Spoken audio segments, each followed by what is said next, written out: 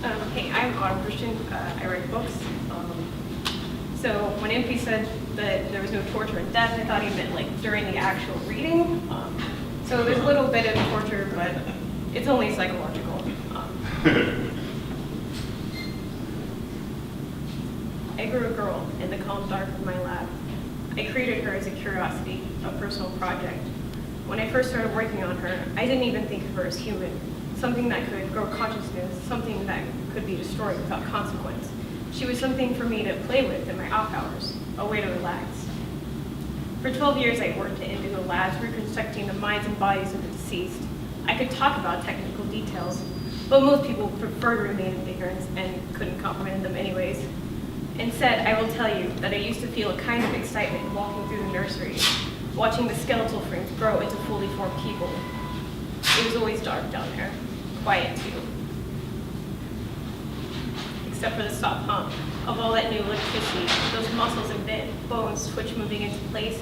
I used to like to go down into the children's section, take notes while I watched brain activity on the monitors, or the source of nutrients as they snake into the miniature chambers. But after 12 years of rebuilding people, the very act of forming life from its nucleus became routine to me.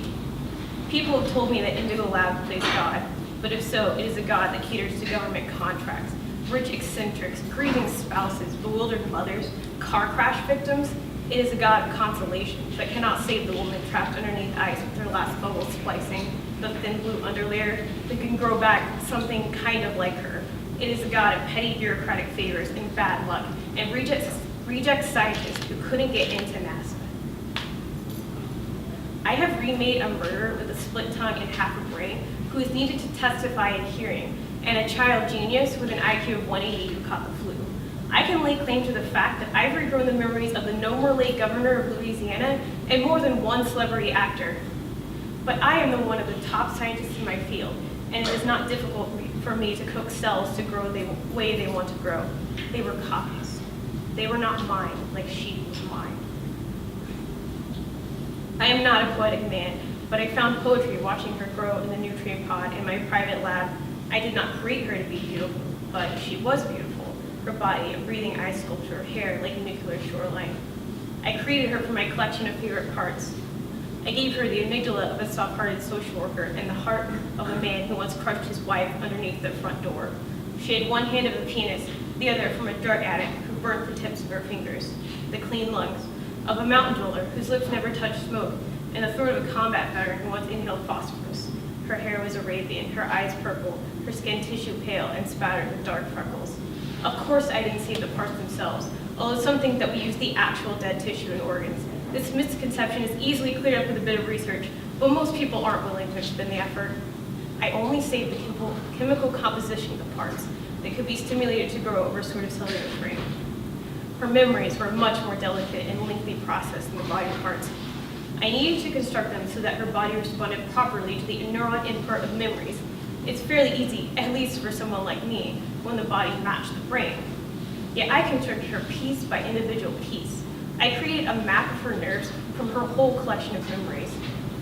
Most people cannot understand the inner workings of their own minds, and they live inside of them. They plan their entire life around processes that they do not comprehend. Imagine the enormous amount of precision, the complex knowledge of the human mind required to build an entire life from scratch, and not just to build it, but to have it function. Her childhood home burnt down, and she spent the next several years dreaming of fire at her feet that hissed like a rat. She rescued a mangy poodle from a trash pit and groomed it into a guard dog who slept at the foot of her bed until its heart gave out.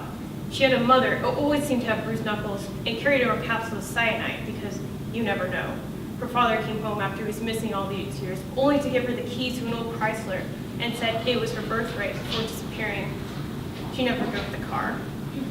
She found religion and prayed for God to wash her away with the next flood, held her sister over the well and threatened to drop her in for stealing a rent check. When she smelled tobacco spit, she saw Oklahoma skies, cows exhaling cloudy air, the boy with 2 clean shoes who took her virginity in Coyote Hills. She lost God looking at sunset. She spent years working dead-end jobs before she scored an internship in an accounting firm, where she was eventually promoted to administrator. She had an apartment on Malvern Street where she owned an antique 4-poster bed and a collection of Patron Saint candles. Whenever she got angry enough, she'd wrap one in a dish and break it.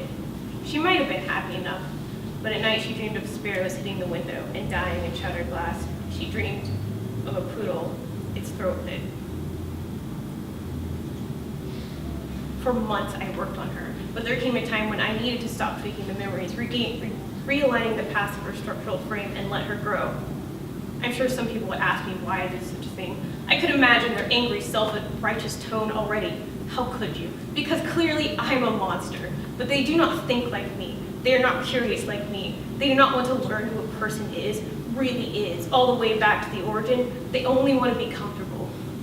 And the only way they know how to be comfortable is to be completely brain dead. They want to tear their spouse or their friends back from the dead because they're terrified of going to parties where they don't know anyone, anything to escape thinking about anything but their own miserable happiness for one miserable second. They don't want to look and see.